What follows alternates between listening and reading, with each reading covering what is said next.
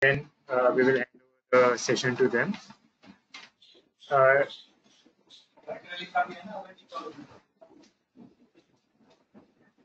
I think Kavita ma'am is here and Ravi will be joining shortly.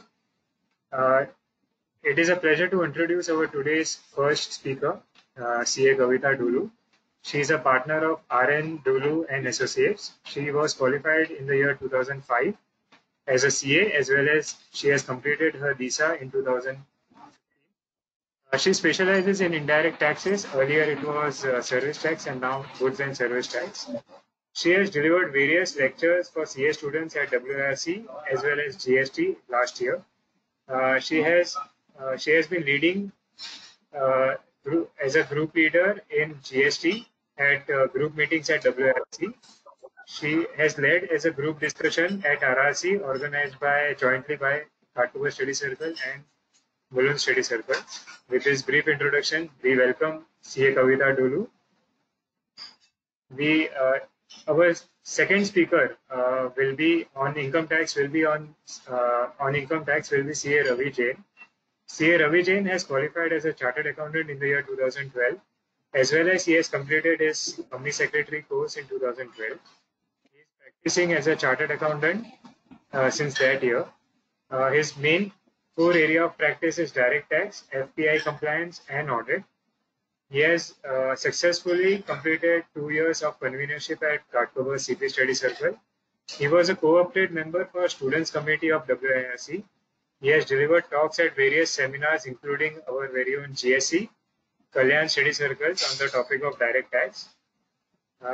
He has delivered talks at various seminars organized for Student Study Circle at Ghatcover.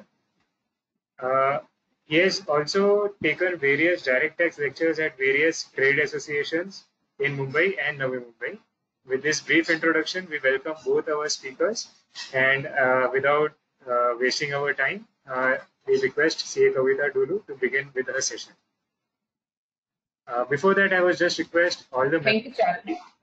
Sorry, I was just request all the members to keep their mics and webcams on mute so that the speaker is not disturbed. Questions we can write on the chat box. At the end of the session, we will take up the questions related to GST. Yes, ma'am, please continue. Okay, thank you, Charlie. I'm listening. I'm able to. Everyone can able to listen to me. Charlie. Yes, you are audible. Okay. Thank you, Charlie, for the nice introduction.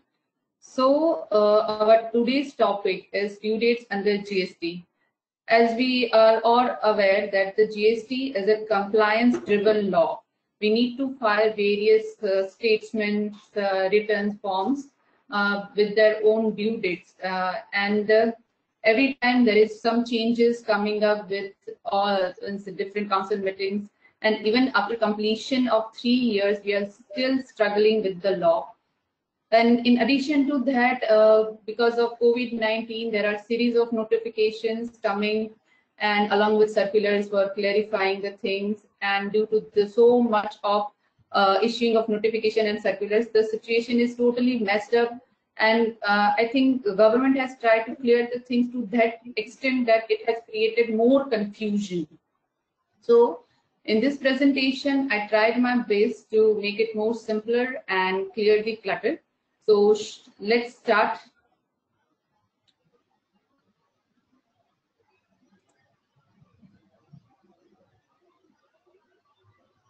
Now, these are the forms we need to file.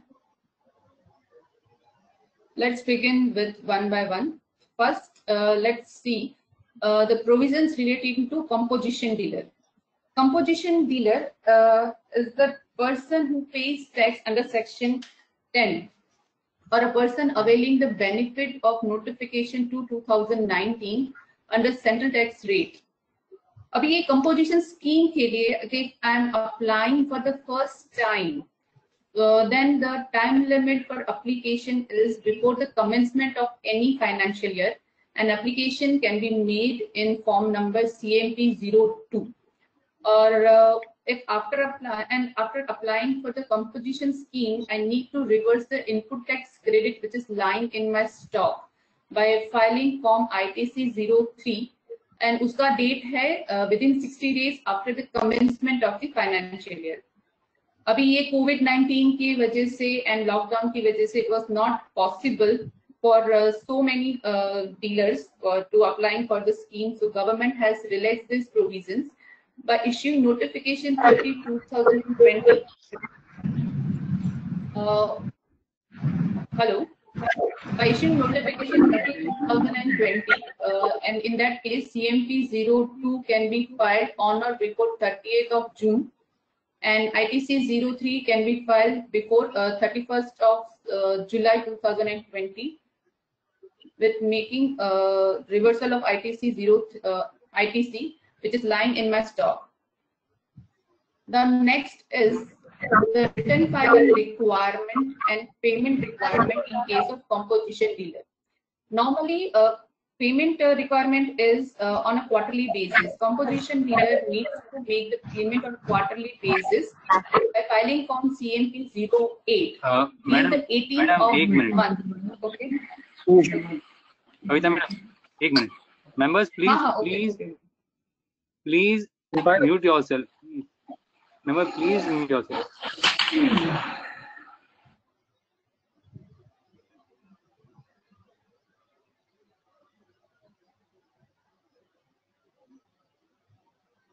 Continue, ma'am. Yeah, Kavita madam, continue. So this in case of return requirement relating to composition dealer is required to make quarterly payment by filing Form CMP 08 and return in GSTR 4 on an annual basis. अभी ये CMP 08 के साथ मुझे payment भी करना है और उसका नॉर्मल केस में ड्यू डेट रहता है 18th of the month succeeding the quarter, और GSTR 4 का है 30th of the April following the end of the financial year. अभी due to lockdown, the same way the relaxation is given by notification.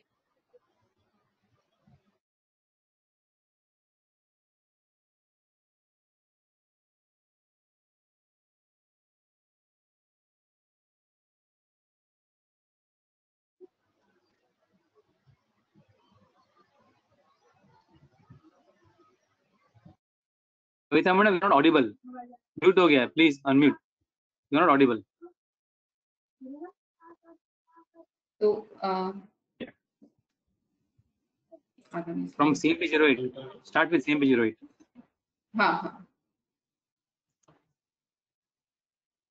Now sorry for the inconvenience.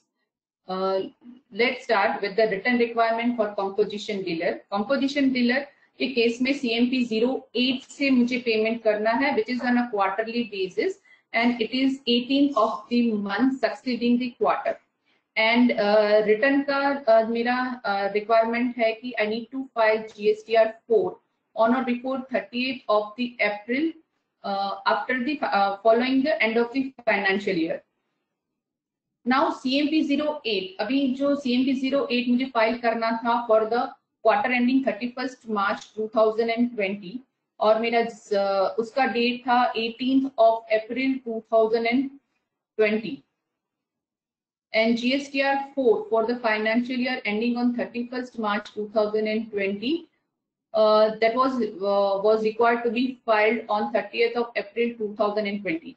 So due to lockdown, it was not possible to file the returns on time. So government has relaxed this provision by issuing notification 34/2020. So abhi CMP 08 I can file on or before 7th July along with the payment without any interest liability if filed before 7th July. And GSTR 4 I can file on or before 15th July 2020.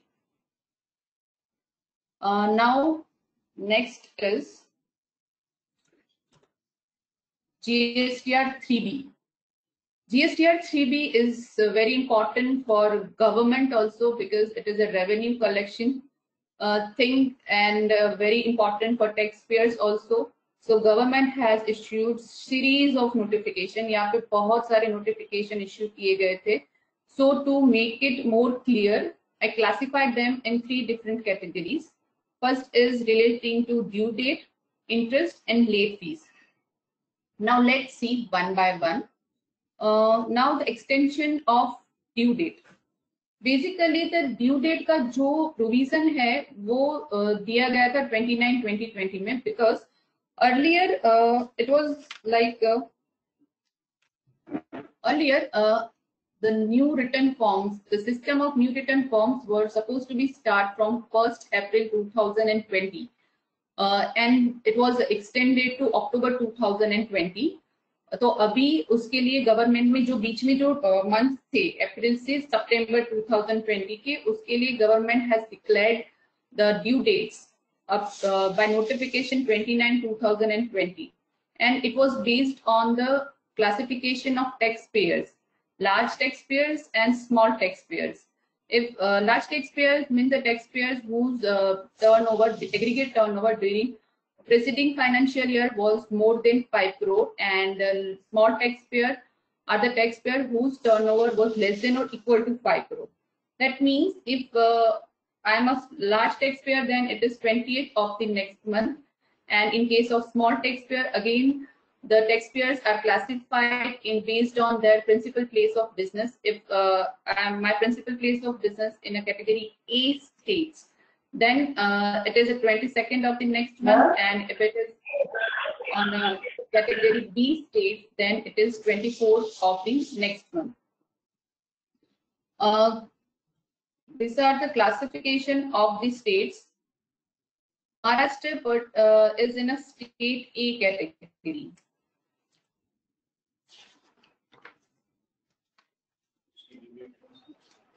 और महाराष्ट्र की due date, that means for Maharashtra we need to file GSTR 3D on 22nd of the next month. अभी in case of due date, there is no extension of due date due to COVID-19, no relaxation except for the month of May and August. For month of August, it is given in notification 36/2020, again based on the same category. That is large taxpayer and small taxpayer, and in case of small taxpayer based on a principal place of business state A and state B. Means it is ये staggered manner में देने का reason था कि workload portal पे ना बढ़े, और means there will be a smooth filing of the return and payment. So it is for large taxpayer it is 27th of the June. And for small taxpayer states A it is 12th July, and for states B it is 14th July. That means it is an extension of due date. It's not a relaxation given in relation to interest or late fee. It is an extension. That means अगर मैं ये specified date के पहले return file करती हूँ along with payment, then there won't be any interest and late fees liability. Now, relating to August due date, again, the government has released the provision, but here the government haven't given this benefit to the large taxpayer. Benefit is given only to the small taxpayer. That is also based on the category A and category B states. It is 1st October and 3rd October. And the same way, if I file this my return before this dates, then there won't be any interest and late fees. Now, next is the relaxation relating to interest. Basically, interest provisions are given in notification 13/2017 under central tax. And due to COVID-19, government has released these provisions in April by issuing notification 31/2020. Based and these are the provisions relating to the interest which were given in that particular notification, but these were substituted by the notification 51/2020 based on the same classification of taxpayers, large and small, states A, states B. But here we can see that the benefit of interest relating to interest is given to large taxpayer only up to April, but while it is up to July for small taxpayers. but we can remember that for large taxpayer there is extension for the month of May. And so we can see that for June onwards, for large taxpayer, there is no benefit of extension, either extension of due dates or interest provision. For small taxpayer, it is up to July. उनके लिए अगस्त में भी extension दिया गया है, और मई का जो extension हमें जो आगे हमने notification में देखा कि small taxpayer के केस में भी मई का ड्यू डेट एक्सटेंड किया गया था, बट यहाँ पे मुझे इंटरेस्ट का बेनिफिट 12 सितंबर या और 15 सितंबर तक मिला है, पर extension was given only up to 12th July or 14th July respectively for state A and state B. So to that extent, the earlier notification for extending the due date has no effect. Then again, let's see the interest का provision कैसे दिया गया है in this notification. For benefit is for giving the interest benefit, the total period of delay is bifurcated into 3 different brackets for large taxpayer and small taxpayer. Let's see for the large taxpayer. Large taxpayer के case में पहले 15 दिन जो मेरा actual due date है उसके बाद के पहले 15 दिन तक मुझे कोई इंटरेस्ट नहीं लगता है. फिर वो 15 दिन कंप्लीट होने के बाद अप टू 20 मुझे 9% इंटरेस्ट लगेगा, और आफ्टर 24th of June अगर मेरा date of filing pertains after the 24th June, तो the period which is between 24th June to 30th of for example it is 30th of June, then वो 6 दिनों के लिए मुझे 18% इंटरेस्ट लगेगा. Then let's see for the small taxpayer, again the period of delay is bifurcated into 3 different brackets. अगर मैं ये जो सारी डेट स्पेसिफाइड जो की गई है for different months, if I file my GSTR 3B before this date, then no interest will be applicable. पर अगर रिटर्न मेरा ये डेट के बाद फाइल होता है but it is before 30th of September, then वो up to 30th of September 9% interest will be chargeable. But if the return is filed after 30th of September, then 18% will be chargeable. Let's see with example. अभी large tax payer के case में example लेते हैं कि अगर मुझे मार्च का GSTR 3B जो फाइल करना है वो मेरा फाइल हुआ है 30 जून पे, यानी कि जिसका एक्चुअल ड्यू डेट मेरा 20 अप्रैल था उसकी जगह पे वो फाइल हुआ है 30 जून पे.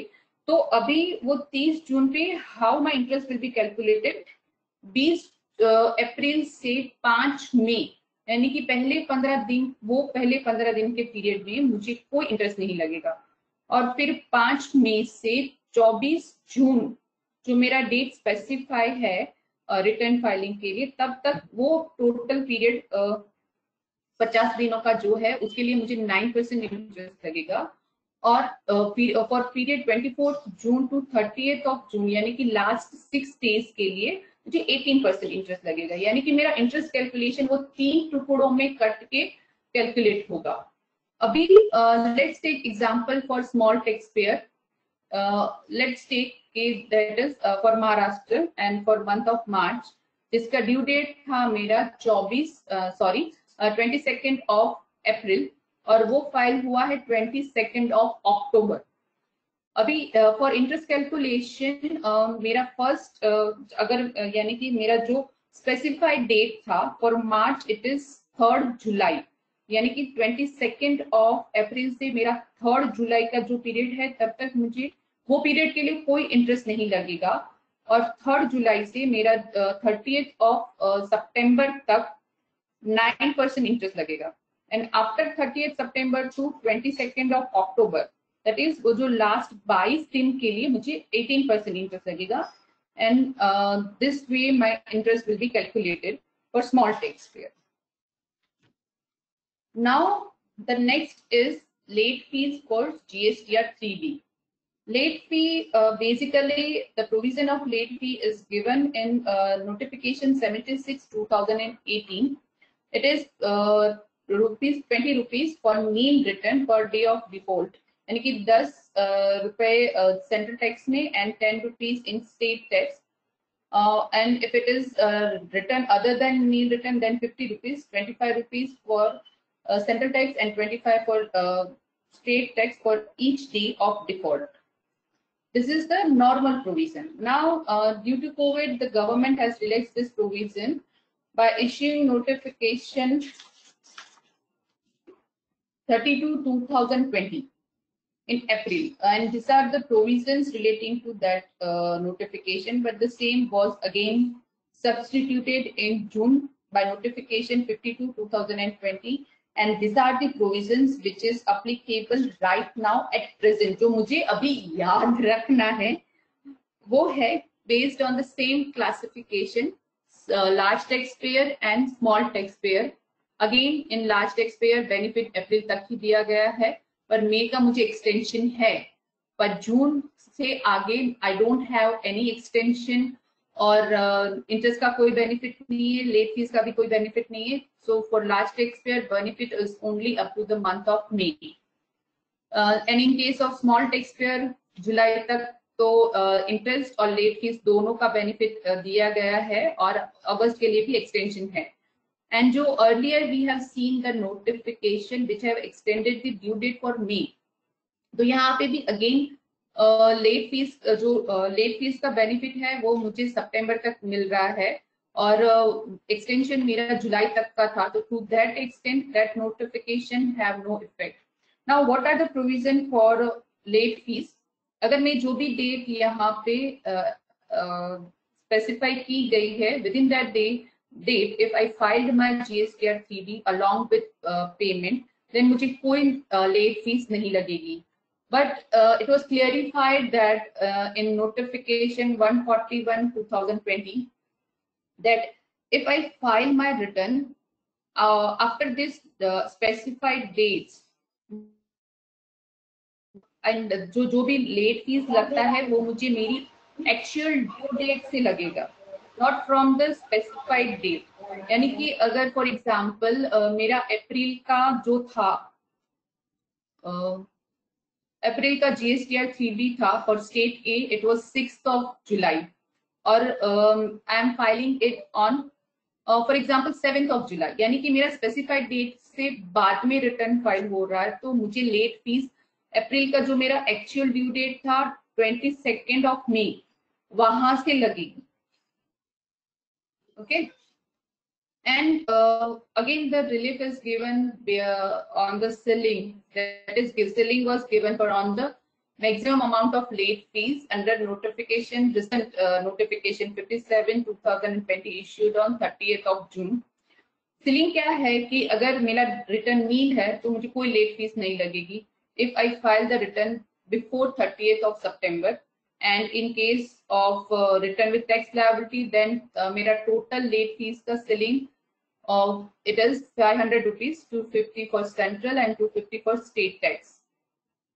Okay, for all categories, and this ceiling applicable to all categories of taxpayer, that is for large and small taxpayer both, ये ceiling applicable है. Now the next is in the same notification 57/2020 एक और benefit दिया गया था large taxpayer पे.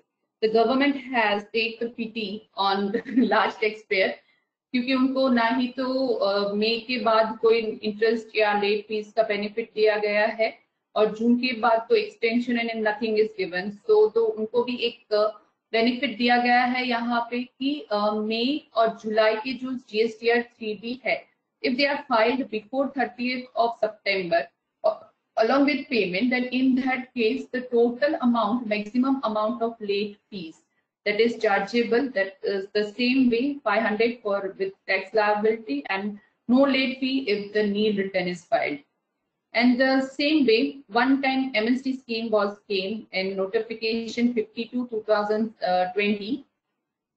That means if GSTR 3B was not filed, that means the taxpayer failed to file GSTR 3B pertaining to July 17 to January 20, यानी कि मेरा जब से GST स्टार्ट हुआ तभी से लेकर January 20 तक की जितने भी मेरे GSTR 3B थे, if I fail to file them and right now I'm filing them between 1/7/2020 to 30th of September 2020, यानी कि वो जो मेरे बाकी थे GSTR 3D वो मैं ये दो पीरियड यानी कि ये पीरियड के बीच में if I'm filing, then maximum amount of late fee which is applicable is 500 rupees with tax liability and no late fee if the return is nil.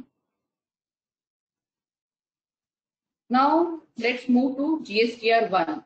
ये सारे notification was for GSTR 3D and now let's move to GSTR 1. Actually, GSTR 1 is not a return, it is a statement or a declaration, I can say declaration of outward supplies. And there is payment of taxes involved, so there is no question of applicability of interest. So the government has given relaxation relating to late fee only. Basic provision relating to late fee for GSTR 1 was given in notification 4/2018 issued under central tax. The same way as GSTR 3B, अगर नील return है तो 20 rupees per day of default, and other than nil return it is 50 rupees per day of default. These are the basic provision for late fees in case of GSTR 1. Now, the same way in April, the government has relaxed these provisions, taking the considering the COVID-19 situation. These are by notification 33/2020. Am I audible? Okay. You are. Shall I continue? Okay. Yes. Yes. Okay. In April 33/2020, government relaxed the provision relating to late fees of GSTR 1, but this is substituted again in June, like GSTR 3B, by notification 53/2020, and right now these are the provisions applicable. जो मुझे याद रखना है. Based on it is based on the quarterly GSTR 1 and monthly GSTR 1. If I'm filing monthly quarterly GSTR 1, तो January से March का जो मेरा quarter था, for that my due date is 17. It's not an extension of due date, sorry. Then my specified date is 17 July, and for April to June it is 3rd of August. The same way the dates are specified for month of March to month of June. और वहां तक अगर if I'm filing my GSTR 1 within this date, then no late fee is applicable. But again, like GSTR 3B, if I'm filing my GSTR 1 after this dates which are specified here, then the late fees will be applicable from my actual due date.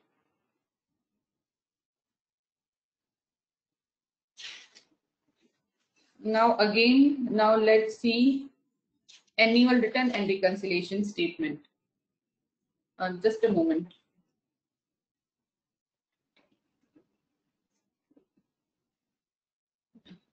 Annual return, जैसे कि हम सबको पता है, for financial year 17-18 we have so many confusions relating to form. Date भी बहुत बार extend हुआ, and with all this messed up things, somehow we have completed the task like in a customized way, I can say.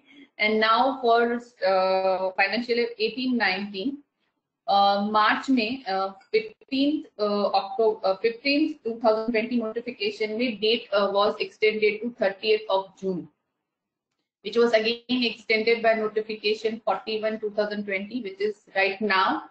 अभी 30 September से पहले annual return and reconciliation statement file करना है.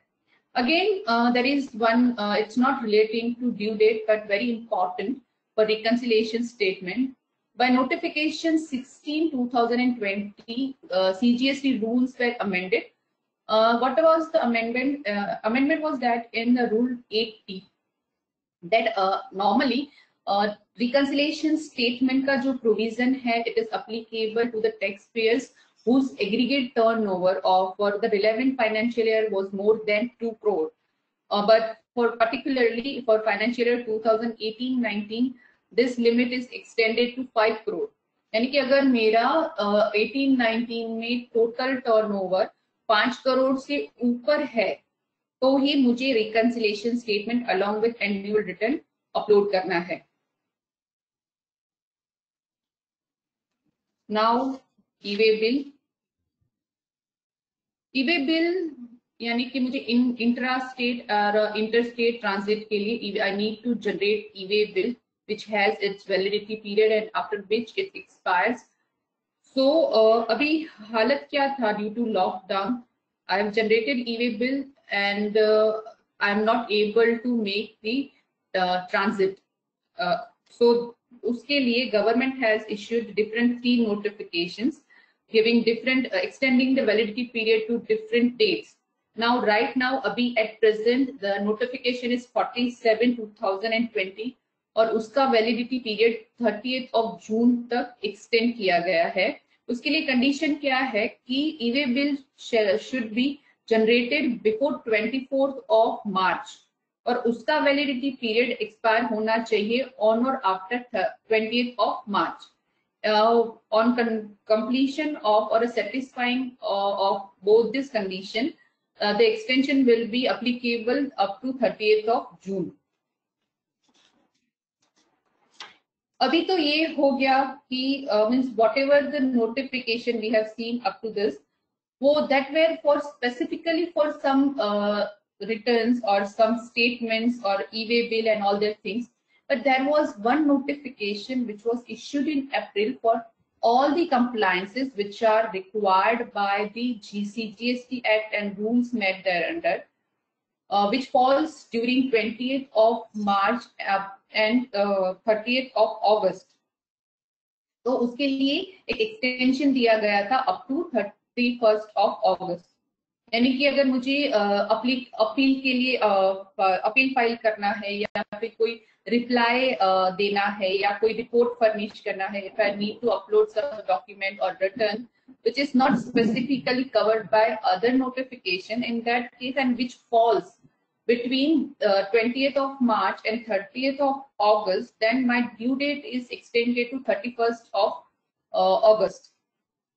That notification is having its exclusion clause, यानी कि ये notification का जो एक्सटेंशन का बेनिफिट है वो ये एक्सक्लूजन क्लोज में दिया नहीं जाएगा. यानी कि it this benefit of extension time of extension is not applicable to this chapter 4 which is relating to time and value of supply. Section 10 subsection 3 of CGST Act, यहाँ पे ये है कि what this subsection says that if your turnover during the 11th financial year exceeds the prescribed limit, then you have to opt out from the composition scheme, which is right now 1.5 crore. Then section 25, which is procedure for registration. Section 27, special provision relating to casual taxable person and non-resident taxable person. Section 31, tax invoice. Section 37, furnishing of details of outward supplies. Section 47, levy of late fees. Section 50, interest. Section 69, power to arrest. Sorry, it's a spelling mistake. It's not asset, it's a arrest.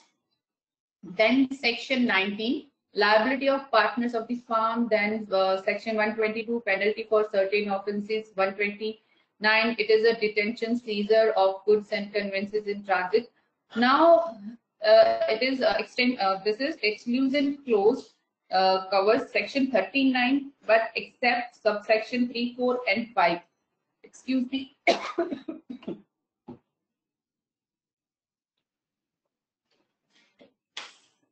Subsection 3, 4 and 5. That means this exclusion clause does not cover subsection 3, subsection 4 and subsection 5. That is relating to furnishing of GSTR 7 in case of TDS, GSTR 6 by input service distributor and GSTR 5 by non-resident taxable person. यानी कि ये तीनों जो return है, if उसका due date if they are fall between 28th of March to 30th of August, तो extension का benefit हमें 31st August तक मिलेगा. Except this 3 subsection exclusion clause includes section 39. Then section 68, inspection of goods and Lastly, the rules made under all the above sections. Then now the next is notification. This notification along with all the circulars. The benefit of this extension is given to the following provisions, that is GSTR 5678. GSTR 5 is non-resident taxable person, input tax service distributor, then TDS and TCS. यानी कि ये जो return है from March to July, that date is falls between 20th of March to 30th of August, which is extended to 31st of August, यानी कि and there won't be any interest applicable. Now next is LUT, letter of undertaking. With letter of undertaking, as we are all aware that we can make supplies without payment of tax based on letter of undertaking. और उसमें क्या है कि अगर मेरा validity letter of undertaking का validity period खत्म होता है 31st March 2020 को, so I can apply for it up to 31st of August 2020, and तब तक का जो बीच का पीरियड है उसके लिए I can use the reference number of my old LUT for on the all the relevant documents and continue to make supplies without payment of tax.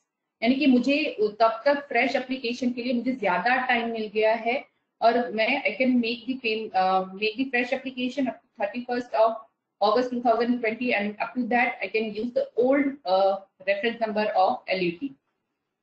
Then the next is application for refund.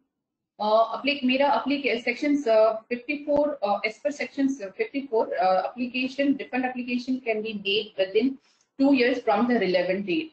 और अगर मेरा ये time period 20 मार्च से 30th of August के बीच में complete होता है, let's take an example, मेरा खत्म होता है 5 अप्रैल को, तो वो मेरा ऑटोमेटिकली एक्सटेंड हो जाएगा 31st of August तक, and I can still make the application for refund.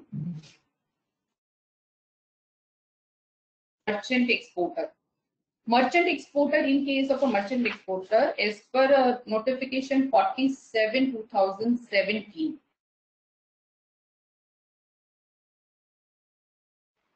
a registered supplier can make supplies to the registered recipient, which is merchant exporter, on charging GST at the rate of 0.1% on the condition that this merchant exporter exports the goods within 90 days from the date of invoice. अगर merchant exporter जो मेरा recipient है वो 90 days के अंदर export कर देता है वो goods, तो it is available benefit of 0.01% of GST. But the now question is, if this period of 90 days falls between this 20th of March to 30th of August, तो मुझे वो extension का benefit मिलता है, and I can still that my export is still valid, and that benefit of 0.1% GST is still available. And now next is ITC 04. ITC 04 is a statement containing the details of goods, capital goods sent and received back from job worker. और उसका it is to be filed on a quarterly basis, और उसका date है 25th of the month succeeding the quarter. यानी कि ये जो period है मेरा 20 मार्च से 30th of August, उसके बीच में there are my 2 quarters are ending, that is from January to March it is ending on 31st of March, and from April to June it is completing on 30th of June. वो दोनों quarter के लिए my date is extended to 31st of August, and it is still valid. Now section 36 rule 36 sub rule 4. ये जब भी आया तभी we have so much of representation, and this when still it is there 36(4). And what is 36(4) is that the availment of ITC up to 110% of eligible credit, यानी कि जो भी credit मेरा 2A में दिखता है GSTR 2A में, उसका 110% total ITC only I can avail.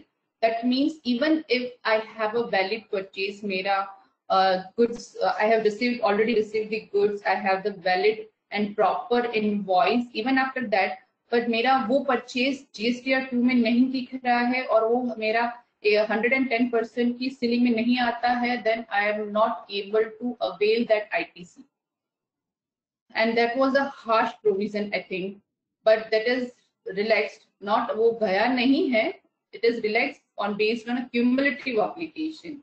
By notification 30/2020, government ने क्या बेनिफिट दिया है यहाँ पे कि मैं फरवरी से अगस्त तक का जो भी मेरा पीरियड है उसमें ये जो रूल है 110% का वो क्यूमुलेटिवली अप्लाई कर सकती हूँ on a based on a cumulative application. I can cumulatively I can compare my purchase registered with my GSTR 2A of all these months, and जो भी cumulative adjustment आएगा वो मैं सितंबर का जो मेरा GSTR 3D है जो which I need to file on or before 22nd of October, उसमें मुझे ये cumulative effect देना है, cumulative effect देना है. Okay. Now the last is insolvency and bankruptcy code. This is insolvency and bankruptcy code. By notification 11/2020, requirement of fresh registration was given. But what was the provision was that fresh registration is required after the appointment of interim resolution professional or resolution professional. And if they are already appointed, then within 30 days from the commencement of notification. यानी कि ये जो भी period है उसके अंदर मुझे एक फ्रेश एप्लीकेशन जीएसटी की रजिस्ट्रेशन के लिए फाइल करना है. अभी ये this is also again relaxed by 39/2020.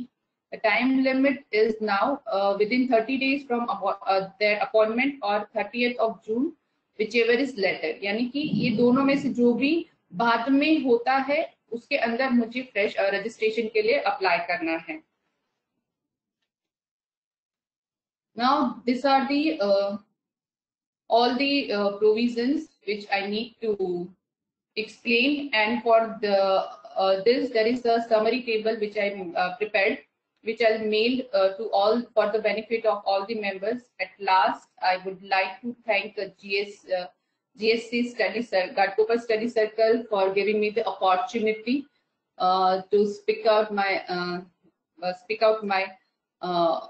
views, and again my partner in all fields, CA Rajesh Dolu, and my article Hemal for helping me in preparing this presentation. Thank you. Yes, Charvik.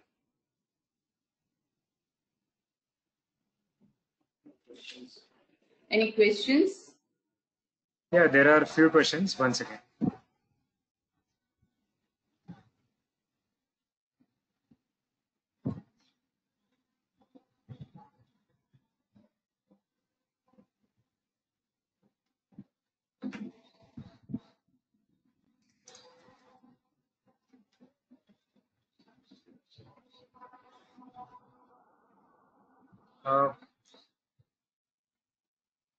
Yes. One of the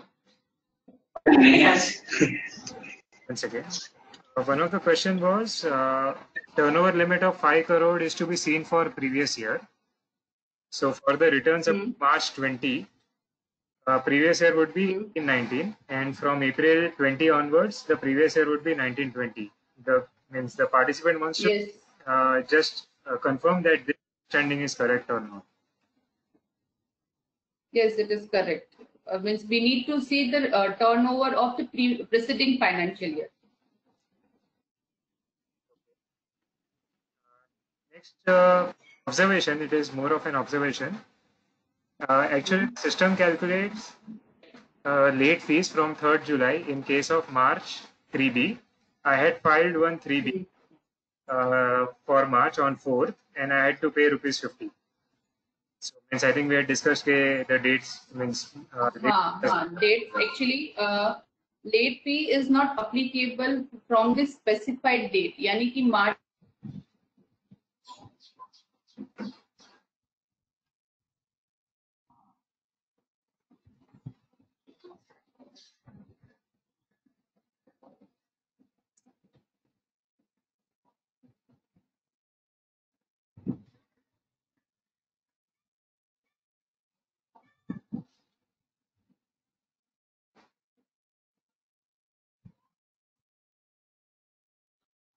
Not audible. Hello? Madam, not audible. Yeah, one second. One second. I think there is some network issue from Kavita madam's side. One second. Just hold on. Yeah, no problem. Hello. Yes, ma'am. Now we are able to hear you. There was an electricity problem. Okay. Now, am I audible? Yeah, you are audible. Can you just repeat what you had said for last few minutes? Last 2 minutes. What was the question? That means, yes, we were that for the month of March, the due date of. Hello. Yeah. The observation is. Hello. Yeah, one second. Are you able to hear me?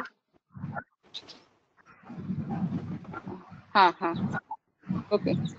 Yes, yes.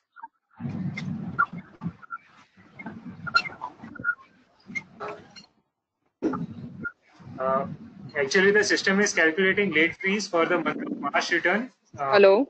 from today.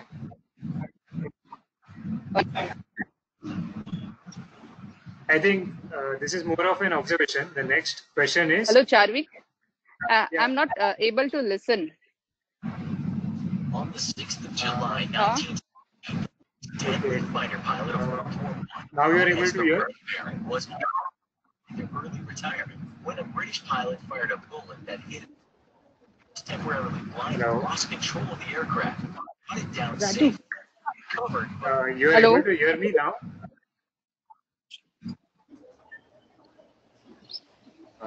Kavita ma'am, you are able to hear?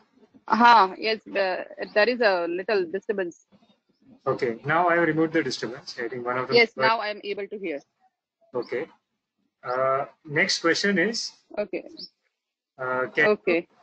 Can you once again throw light on ITC4 due dates? There are a lot of confusion since most of the companies have not filed. Hello. And whether ITC04 is mandatory.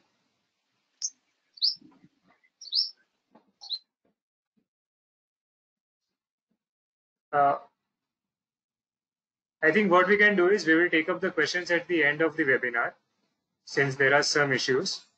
I would request Ravi to come online.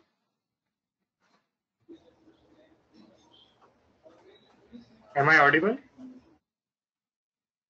Audible, yeah. Yes, Charlie. It's okay now? Yeah, I think we can start. By that time, I'll just talk to Kavita ma'am. Okay. Yeah. Yes. Is screen visible, Charlie?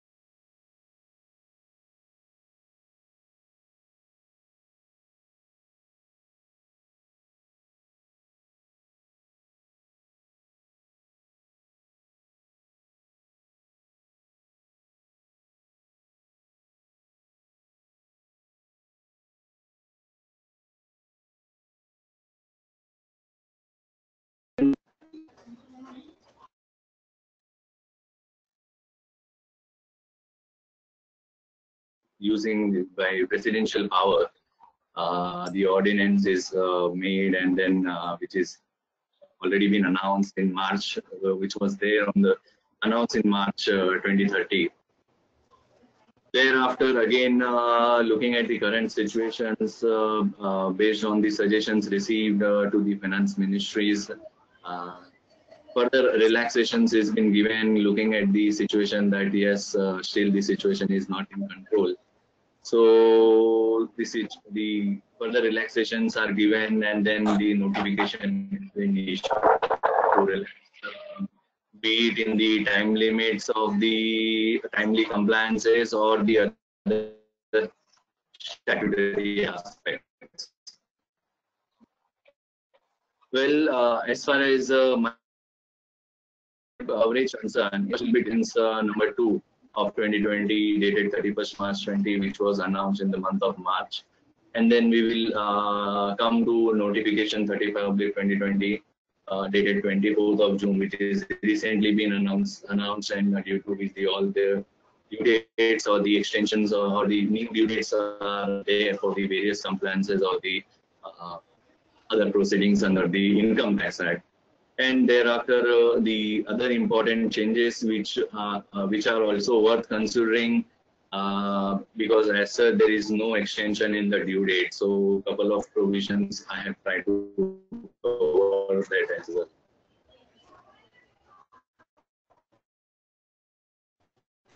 Well, coming to the ordinance which was passed 20, if any compliances which were pending and were falling in time limits during the period 20th March 20 to 29th June 20, or such other date after 29 June 20, with from nothing but the government has obtained the power under the ordinance itself that yes, if situation arises, we will notify the further dates.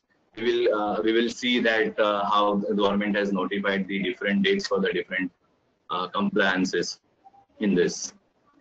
So with this power, what they are trying to under the ordinance, what they are trying to extend the due date from the existing due date which were falling between 20th March to 29th of June.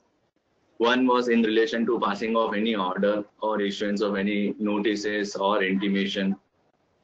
In relation to the notices, as we all know that normally the reassessment notices which get issued or the assessment which were getting time barred by 31st of March.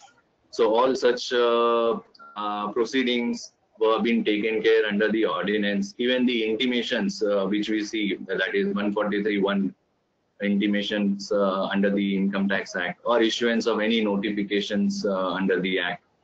All such activities where in actually, if we will look at where the department has to take action, department has to complete the particular activity. So all such were taken care under the ordinance. And same way, even for the assessees, where assessee has to act, be it in the form of where there is an order is been passed and against which the appeal is required to be made, or any rectification application is required to be made. Even that is also taken care in the ordinance. Again, on furnishing of any audit report under the Act, or documents or returns, be it the income tax return for the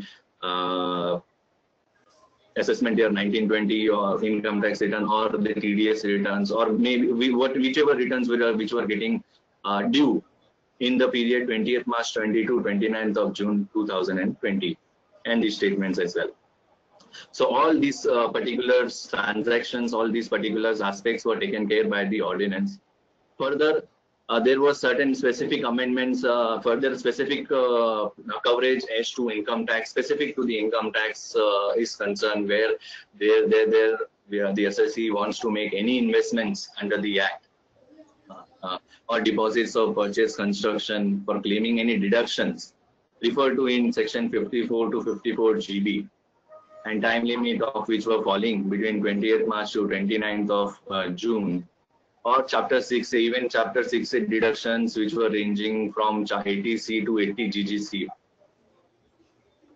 And in case of section 10AA units which were who have been sanctioned the sanction under the SEZ provisions and with the condition that you should start the production by 31st of March. But looking at the scenarios, even such things were also being covered under the ordinance. And then with the ordinance, the due date was extended to 30th of June. So if you will see that for all sorts of compliances, as we saw in slide number 1 and 2 just now, for all such compliances, the due date was only a single due date was notified, that was 30th of June. However, again here the department, the government has obtained an power within an ordinance itself that if situation arises, we will notify such other date after 30th of June 20 for the completion of the for the compliance or the compliance or completion of the actions under the Act.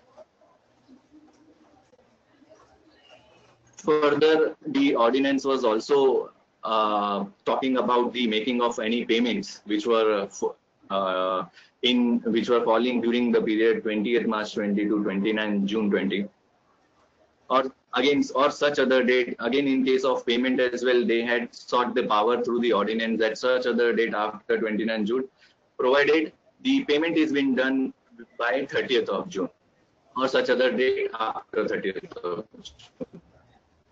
So here again, the government has obtained the power that if required, we will, if there is a necessity, we will give you, we will notify the further dates within which the payments is required to be made, or within which if the payment is falling in this particular period, then payment is made by the due date as mentioned in the notification, then it would cover. But friends, as far as this, though the government has sought the power, but as of now there is no notification as far as making of payment is concerned. Even if we will see the other, as far as the compliances are concerned, where the government has specified the various due dates for the different types of compliances.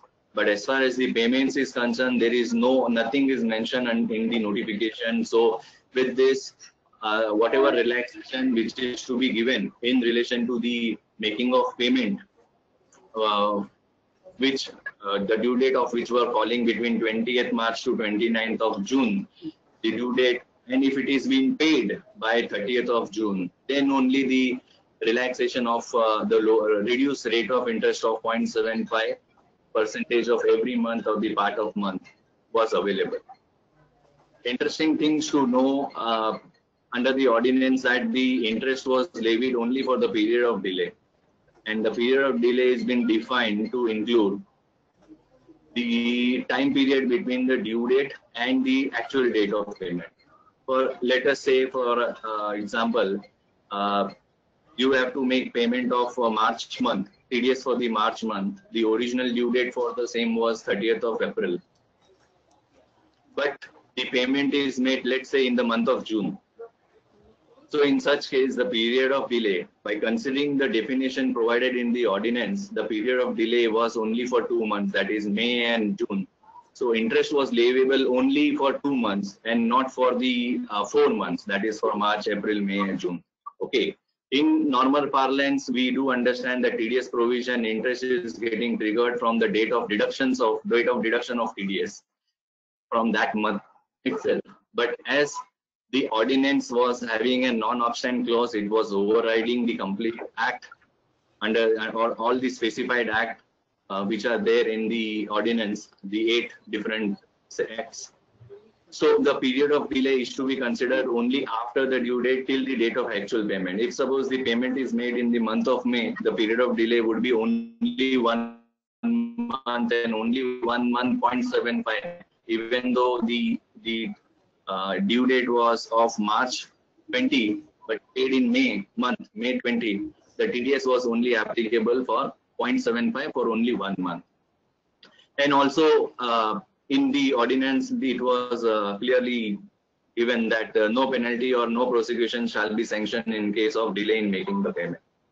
This is also no more applicable now. Henceforth, if there is any delay in making of payments under the Act, under the Income Tax Act, there is a possibility look, of course, considering the amount, considering the situation, government can initiate the penalty or the prosecution aspects when it is assessee is considered to be assessing default. Moving ahead with the notifications which has been issued on 24th of June 2020. So notification number 35 of the 2020. Now, under the ordinance, the powers were again obtained by the government that we may notify the different dates for the different compliances. In the same way, this time government through this notification has notified different dates for the different kind of compliances. So if we come to the income tax returns filing due dates are concerned. Now, as we all know that income tax returns filing for the, now we have 2 years income tax return filing due. One for assessment year 1920, which is still getting extended. First, originally it was supposed to be completed by 31st of March, and then it got extended by way of from the notification to 30th of June. And with the notification coming in on 24th of June, the extended time period for assessment year 1920 is 31st of July 2020. So yes, of course, as far as the late filing fees are concerned, these all things will continue, even the interest under section 234 ABC as applicable in the particular case for assessment year 1920. Coming to assessment year 2021 is concerned,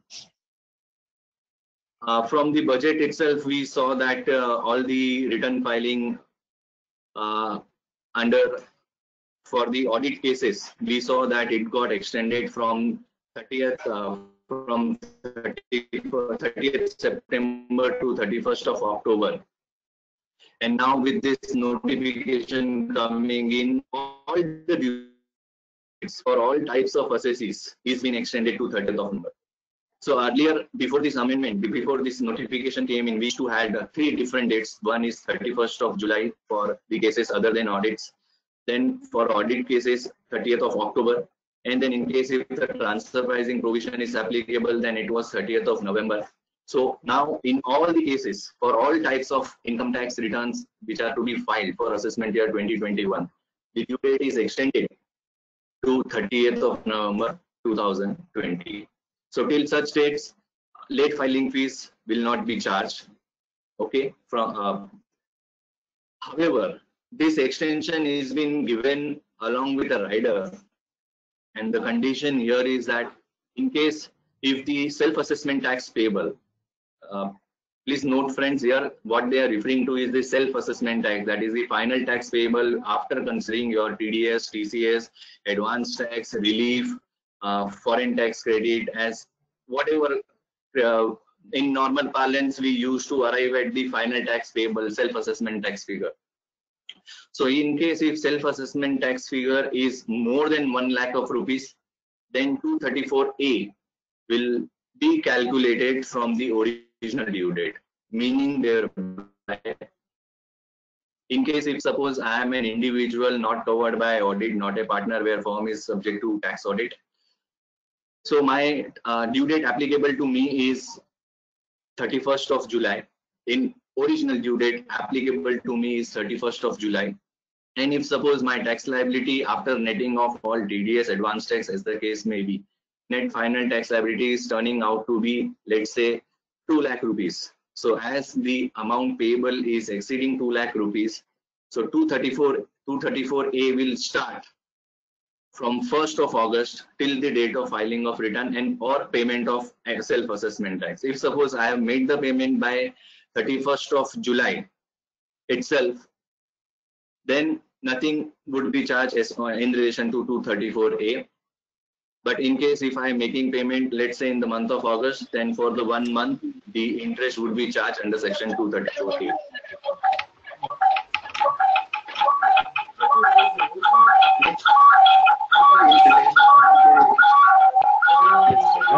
Ravi. Yes. Just hold on. Yeah, continue. Yeah, thanks. So next change of or the extended due date is in relation to the TDS, TCS compliances. Now, with the notification coming in for the month of February and or the March or Q4 of financial year 2019-20. The due date for the same, if you are in government deductor, then it would be 15th of July. Or in case of others, where private limited or public limited companies, in our case, where we are doing day-to-day practice, in such case, the due date for filing the statements, filing the return, is being extended to 31st of July.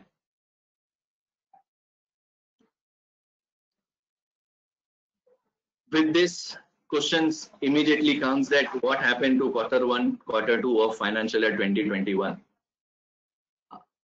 As of now, let's park this question. I have considered this in my later part of my presentation.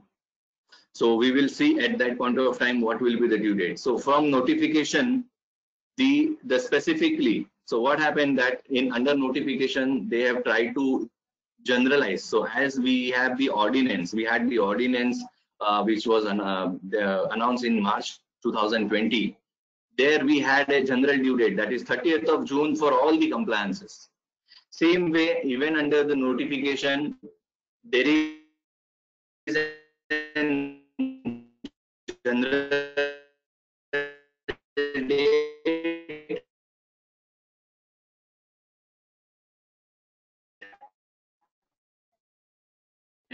and then specific date is been assigned to separate for assessment in 9/20 February, March or quarter. So will happen to Q1 and Q2 of financial year 2021. We will consider in next slide or the later part.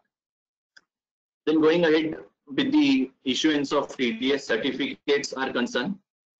Under the notification, it is specifically stated that where the TDS certificate is required to be issued, which is in relation to making of payment or credit on account of payments on account of transaction covered by section 192, which is a salary TDS. Then in such case, the due date for issuing Form 16 shall be 15th of August 20. Again, with reference to issuance of Form 16A, 16B or 16C as the case may be, which is in relation to Q4 of financial year 19-20, is not being stated clearly. So we will see what due date would be applicable even in such scenarios in later part. Moving ahead, which is in relation to the various deductions which were allowed under the ordinance, which is in relation to capital gains, which were ranging from series of section 54 to 54 GB. Now in this case, earlier through ordinance, the time limit was considered was from 20th March to 29th of June. Now the 29th June date is being extended to 29th of September 20. So any time limit which is falling within the period of 20th March 20 to 29th September 20, and the compliance of which is required to be done by 30th of September, then the compliance will be considered as been done for March 20. However, the point is to be noted here is, if you will look at the ordinance, where there it was mentioned that section 54 to 54 GB. However, in the notification, the wordings are section 54 or section 54 GB. So 2 is missing. I can understand that it is a kind of a typographical error which has happened while finalizing the notification. But yes, the clarification is expected from the government that it is not or it is 2. So the entire series can be considered. Same way in case of units which were sanctioned under the SEZ Act to start the operations by March, even such units are also being relaxed for the making compliance of the approval. So by 30th of September, in any case, they have to start with their business operations. Moving ahead, in relation to the Chapter 6A deductions. As we all know that for the assessment year 2021, through ordinance, the relaxations were given that in case if you are making payment till 30th of June, we will consider that it is being made for the assessment year 2021, and requisite changes were also being done in the income tax returns. Now, even this is also been extended to one more month.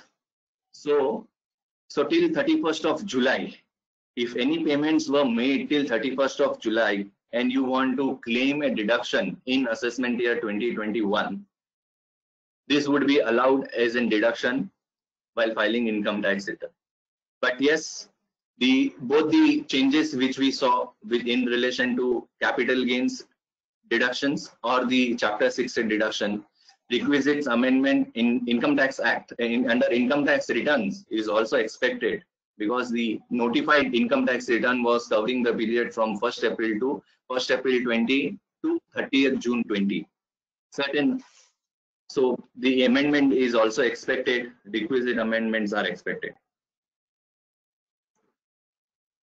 Moving ahead with another specific amendment or changes through this notification in relation to audit report under Act for the assessment year 2021.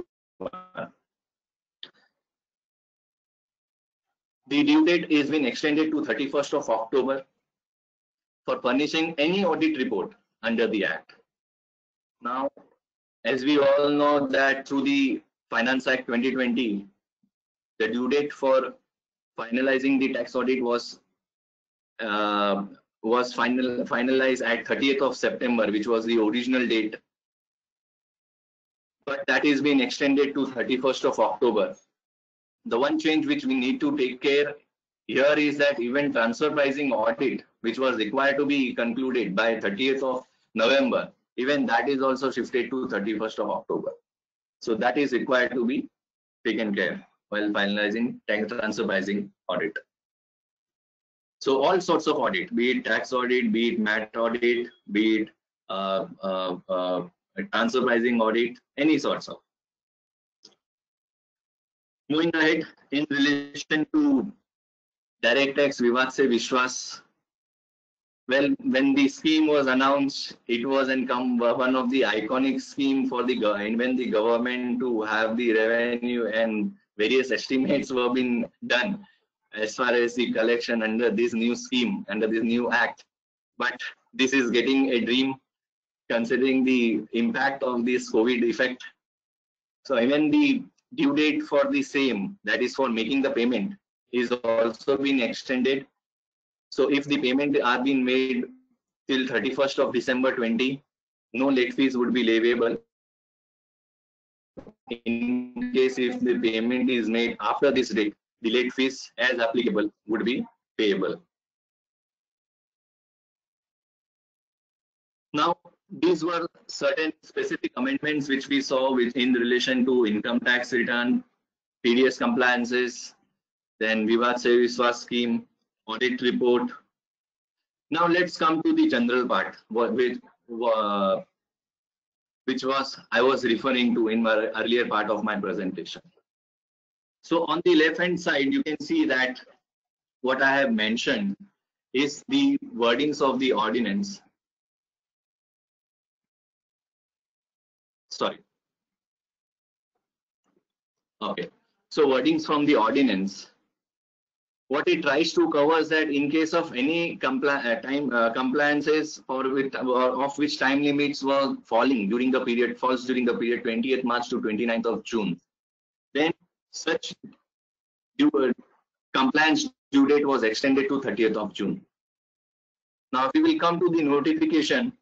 This 29th June 2020 is been replaced with 31st December 2020, meaning thereby now any compliances apart from specific compliances which we just saw, any compliances of which time limits of such compliances are falling during the period 20th March 20 to 31st December 20, such compliances are now being extended to 31st March 20. So by 31st March 21, you have to comply with the provisions.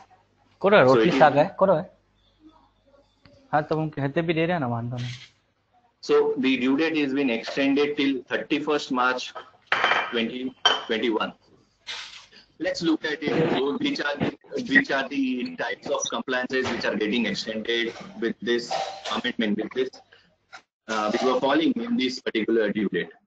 Now we will consider from the department perspective, which is in relation to issuance of any notice.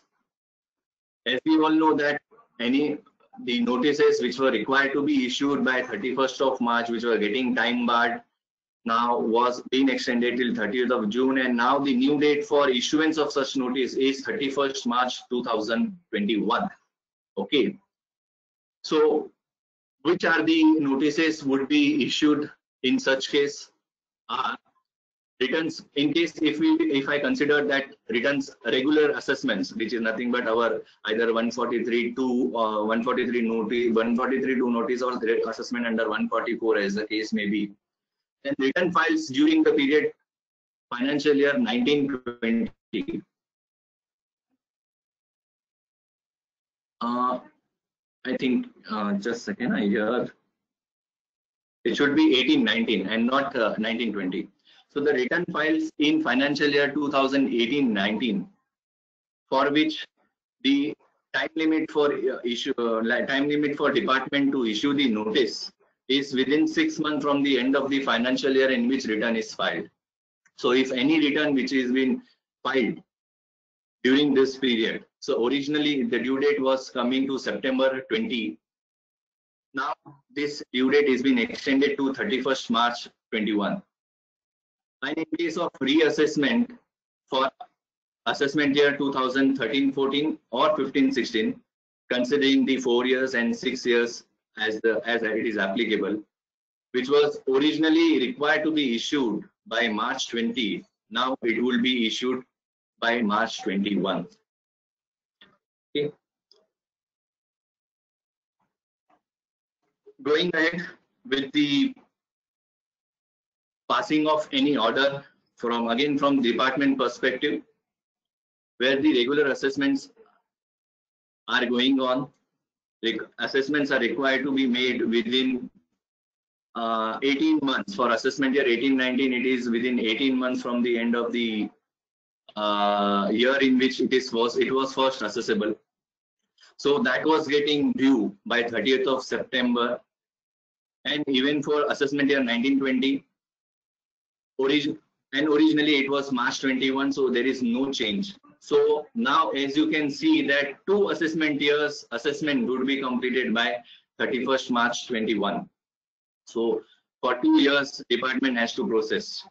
Of course, if you remember that in press release when this Atmanirbhar plan is being announced, at that point of time, government has stated, the Finance Minister Nirmala Sitharaman ji has stated that any compliances which were required to be done by March 21, we are extending that to September 2021.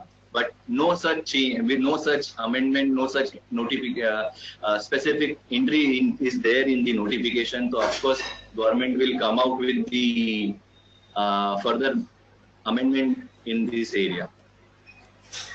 Additionally, in case of reassessments, where notices are being issued before 20th March 20, in case if notice is not issued by 20th March 20, then the government has got the time limit till March 21 to issue the notice. But in case if the notice is already being issued before this date, then for assessment year 13-14 or assessment year 15-16, which was originally getting due on December 20, now will be completed by March 21.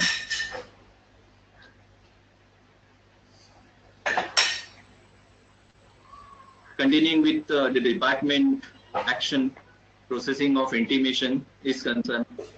So the return funds in financial year 18-19 now would be processed till March 21. As you can see that originally it was supposed to be processed within 1 year from the end of the relevant financial year. in which return is filed. Then in relation to the notification or sanction or approvals, as the case may be, if wherever necessity required, which were getting time barred under the Act by 20th of March 20, now the government has got power and they can notify till March 21. Okay. Now coming to the assessees part, what assessee is getting, that as far as the specific amendments were concerned, which were of course again from the assessee's point of view, that is for filing of income tax return, TDS return. Ravi, Yes. Ravi, एक minute. Someone named as caller 11. Please unmute your. Please mute yourself. You're not able to mute yourself. Caller 11. Please mute.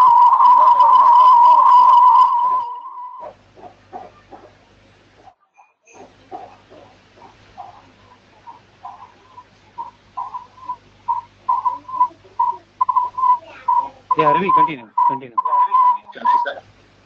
Continue. Yeah. Okay. Now, in case of assessee as well, he has been also been given some relief as far as where the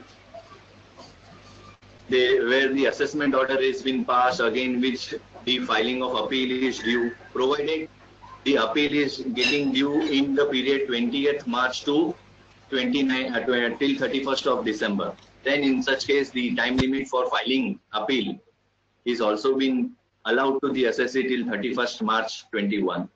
And same way for reply or rectification under the Act, against the order.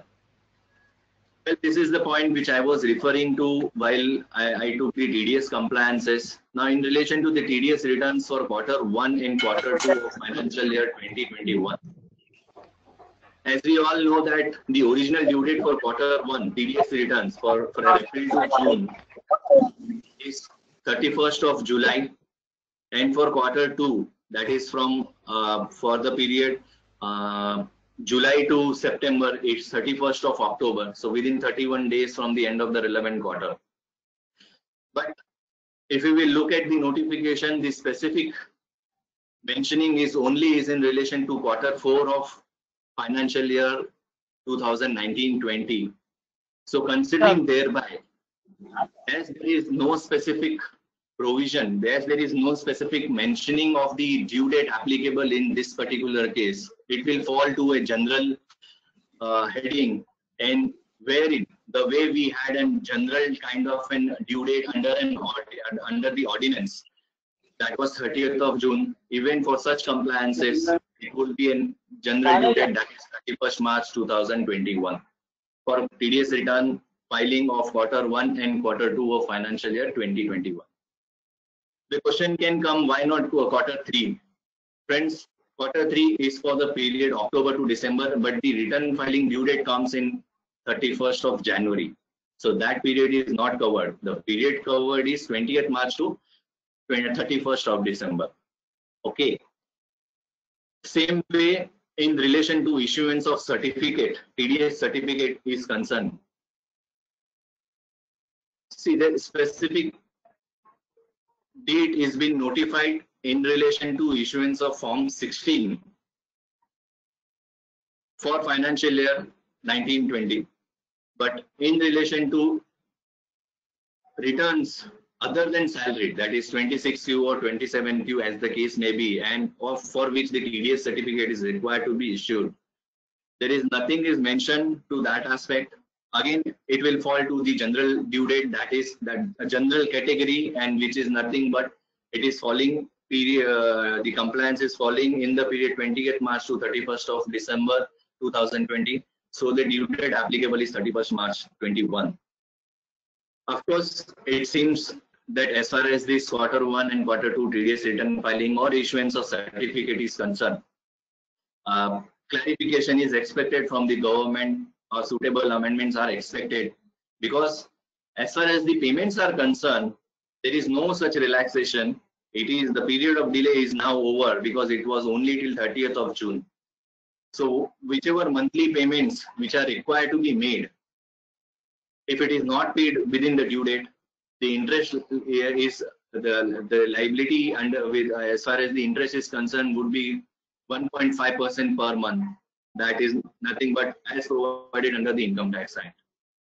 And in relation to the issuance of certificate is concerned, why I am mentioning here is because there is a penalty under section 272A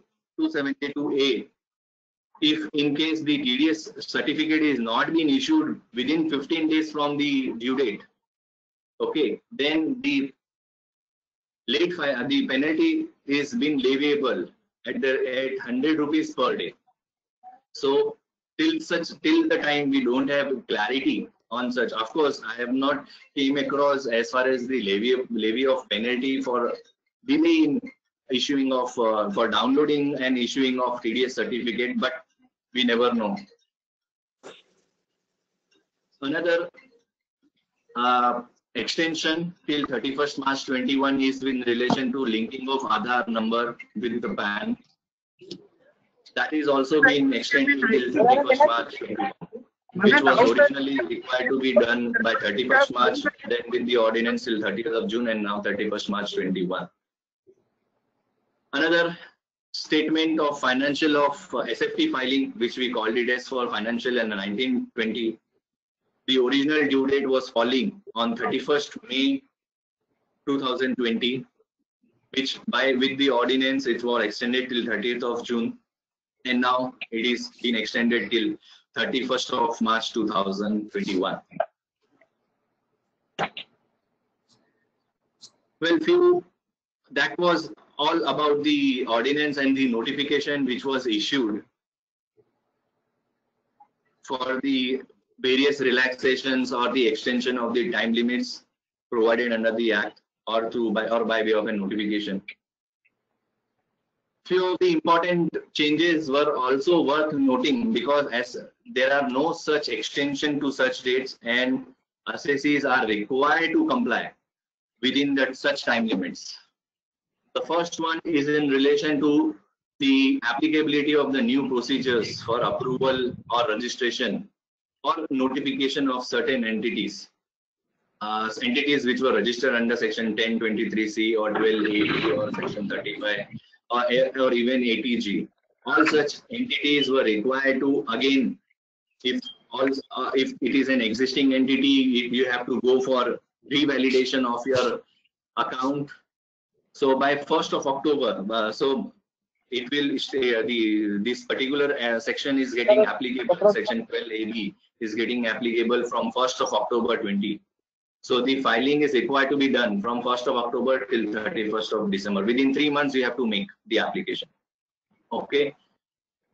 Of course, I think the procedures are yet to come for this compliances. Another important change is in relation to the residential status under this COVID-19 situations, which is worth considering for as far as the all the NRIs or the assessees who are coming to India, staying in India for certain number of days, and then again going back. They used to plan their number of days in such a fashion that they tend to be a non-resident in India. Now, sudden announcement of this lockdown and then suspension of all international flights. All the assessees who came to India on a visit, and also they were expecting that they will go by complying with the certain number of days within a such duration or by before 31st of March as the case may be. But they could not move out because of this COVID-19 situations. So in this regards, the circular is been issued by the government, circular number 11 is been issued by the government by relaxing the conditions whereby their residential status they can able to manage. Now, what are the benefits which are being passed to them is that if any person who came on visit before 21st of March 2020 and was here in India and got stuck because of this COVID-19 situation and unable to leave India before 31st of March. So his period of stay for the purpose as far as the India is concerned from 22nd March to 31st of March shall be ignored. So it won't be considered for calculating the number of days condition. Of course, there are 2 or 3 categories involved in this. Another category is that in case if you have been quarantined on or before, if suppose somebody is coming to India and is been quarantined on or before 1st of March, and because of this quarantine situation, he could not able to leave India, or is there, or he is been moved out of India, as the case may be, then period from the day he got quarantined till the date he departs, or till 31st of March, if he is still there in India till 31st of March, shall not be considered for considering the number of days stay in India. And another third category is that in case the person who were departed before 31st of March, who were in India but they departed before 31st of March, then the period of stay in such cases, where from 22nd of March till 31st of March, shall not be considered, or the day on which they departed till that particular time span will not be considered to be a number of days they were in India. Okay. And the one more big I would say the important changes is that the cost inflation index for the financial year 2021 is being notified, and that is 301 for the financial year 2021. Okay. With this, I think, friends, I reached to my end of my presentation. Thank you so much for the patient sharing, and if any questions, most welcome. Yeah, Ravi. Hello, Yeah. can you hear me? Yeah. Yes, Some yes. questions are some questions are there. Yeah. Yeah. Is saying that if the asset tax is less than 1 lakh Okay. and return is also filed after due date, means the action due date, return is filed after 30th November, then 234 Okay. will be applicable from which date? 31st July No. or 30th November? 234A is only applicable only in case if your self-assessment tax payable is more than 1 lakh rupees. If it is less than 1 lakh rupees, nothing is leviable under 234. Okay, it's not applicable. Fine, sir. Yeah. See, regarding the 54, what you specified, the 54.2 is not specified, but one member has given me the ordinance, and he's saying that Corrigendum has been issued on 20th of June. On Sorry, when? 29th of June, on 29th June, Corrigendum is Okay. issued, and they specified the Okay. date. I will mail you afterwards. Okay, fine. So I'll take in consideration. Thank you. Thank you. One question is that if agriculture produce of financial 1920 is sold in June due to COVID, will it be considered as the income of financial 1920 or 2021? Come again, Bhavin. Sorry, your voice was not proper. Agriculture produce for financial 1920 is being sold in June 20 due to COVID. He could not sold in 1920. Okay. And is sold in June 20. So would it be considered as the income of 1920 financial year or 2021 financial year? If I heard properly, you are referring to agricultural produce, right? Grains. Yes, agriculture income. Yes, yeah. So of course, see, under the Income Tax Act, when the triggering point is only when you have earned the income.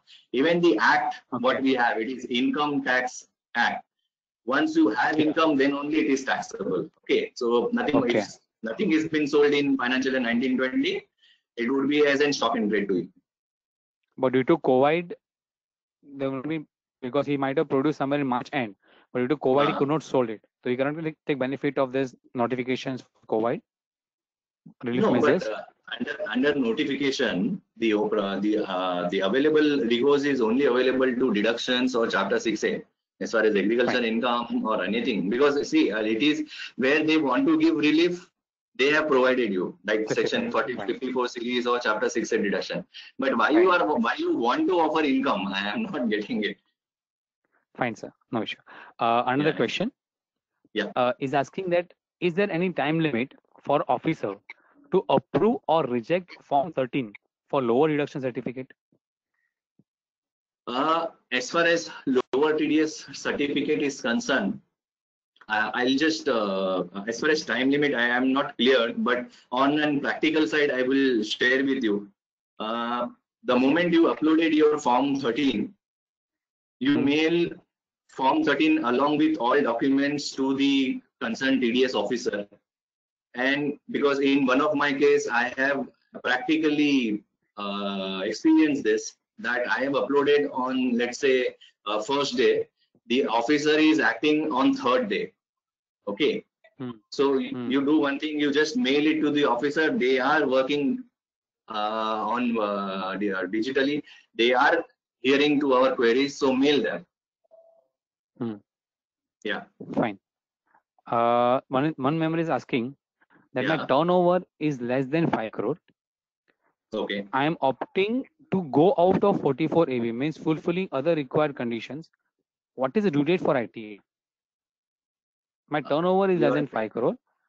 Okay. I am opting to go out of 44 AV, means I am going for 44 AD. What is the due date for ITR? Okay. See, as far as 44 AD is concerned, so now here it will, what will happen that there would be an category I have to consider. See, as far as 44 AD is concerned, it is applicable only income up to 2 crore rupees. Okay. So if you are having a turnover above 2 crore rupees, then you can go in 44 AD. You are out of 44 AD. Then you will come to 44 AB clause 1.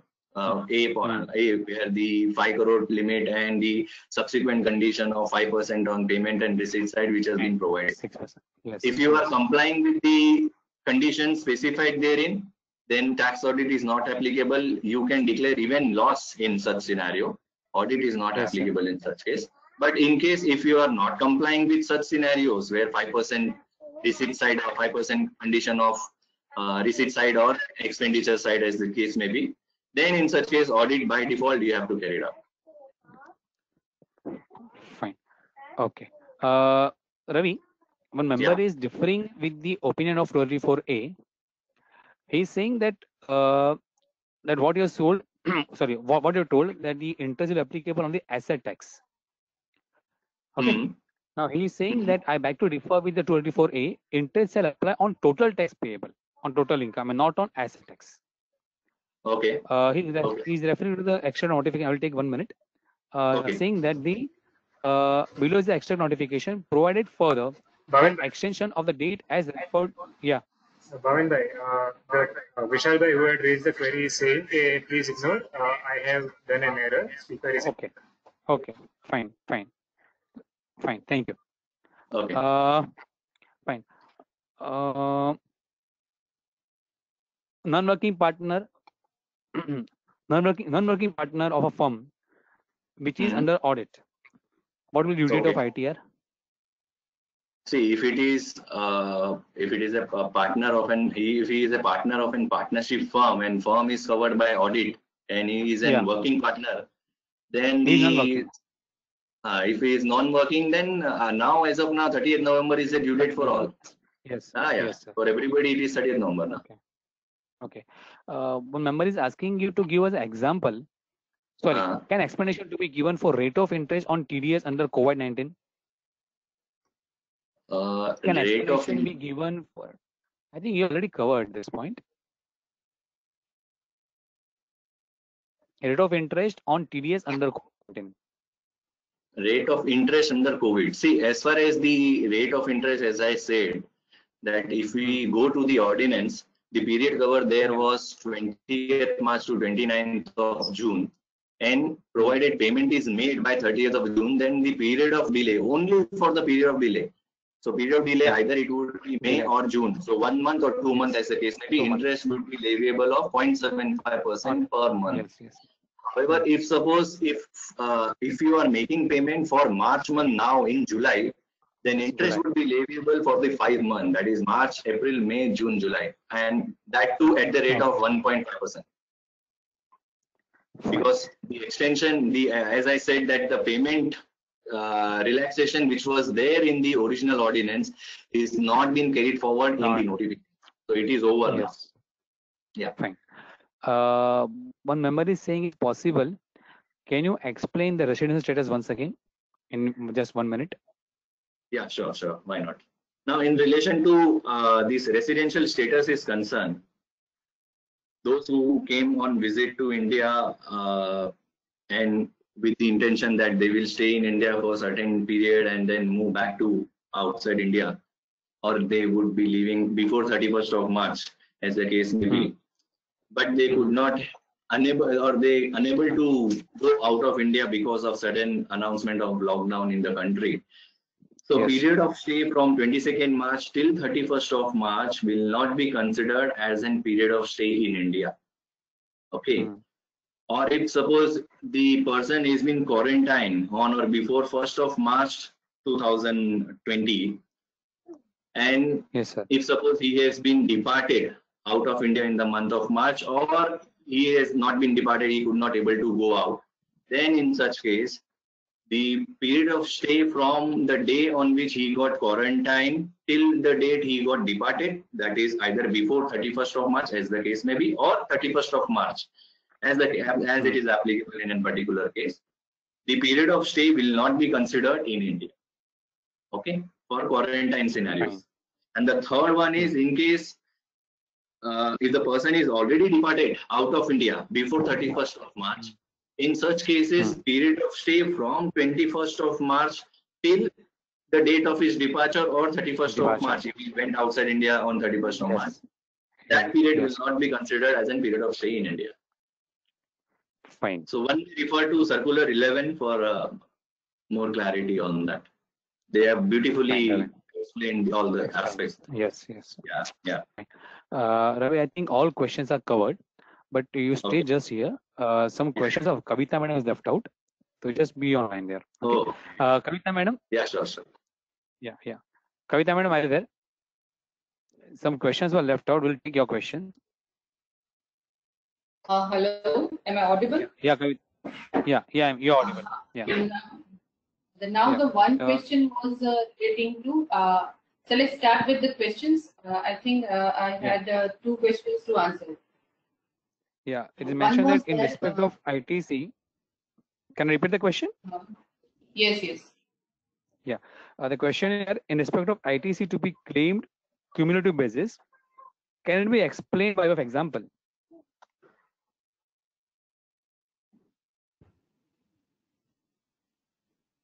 Hello, madam, are you there? Hello. Yes, I'm here. Yeah. You just read the question, answer, ma'am. I have that question. In respect of ITC to be claimed cumulative basis, can it be explained by way of example?